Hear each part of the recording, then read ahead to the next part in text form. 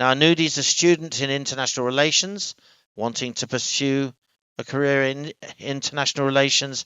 Since becoming Miss Sri Lanka, Anudi's led numerous BWAP projects, reaching nearly 10,000 women and girls, and therefore this question has a lot of relevance. How has working on your Beauty with a Purpose project changed the way you see your role as a woman in your community and in the world? Good morning, ladies and gentlemen. Aibowan, namaskaram. First of all, I have to be thankful and grateful for this opportunity to be standing here today because every year I've been watching Head to Head Challenge every year. Now I'm standing here as a finalist. So I'm very grateful. Thank you again. Well, I'll tell you a story first. When I was about 12 years old, I went to a competition from my school to represent my school, and I was with another girl from another school, and she was on her period. And then she wanted to go to the washroom to change her napkin. And then I asked, okay, why don't you go and do it before the competition starts? She said, I only have one. I'm not, I don't have many, so I can't use it. I don't want to waste it.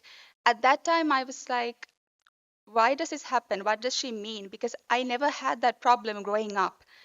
And then I did my research in the university on the criminalization of marital rape in Sri Lanka because it is not criminalized yet, like in many other countries, and that's a problem. I wanted to investigate the connection between the level of awareness women have about their women's rights and the process of criminalization because I believe in order to speak up against this violence, you have to have a knowledge about your rights. Other than that, you don't have any sort of opportunity to talk about it. And then only I found about period poverty. I realized besides violence, they are also going through period poverty. They are not just victims of menstrual poverty, they are also victims of violence, both at the same time. So I started my project after that. And then I realized I started this project to give back, but I'm also receiving something back. This is just purpose giving back and forth. And I have helped over 10,000 women and girls. And I help them through donations by providing sanitary products, not just biodegradable pads, non-biodegradable pads, it's also reusable napkins so that they have a sustainable solution.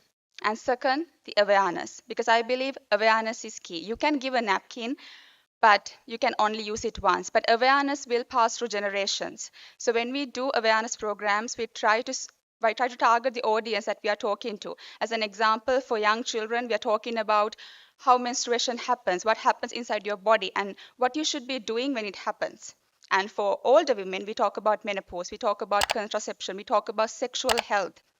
Because I believe when it comes to awareness, it has to be suitable with the audience as well. And then the third thing is policy recommendation. Time. In Sri Lanka, the rate on sanitary napkin is 51%, and we had to reduce it. So I met the Prime Minister of my country to talk about it. At the end of the day, I realized by trying to give them something, I also received a sense of purpose. And I no longer believe that Time. women should be limited to things like this. They should have a voice to talk about these things and bleed with dignity. Thank you so much.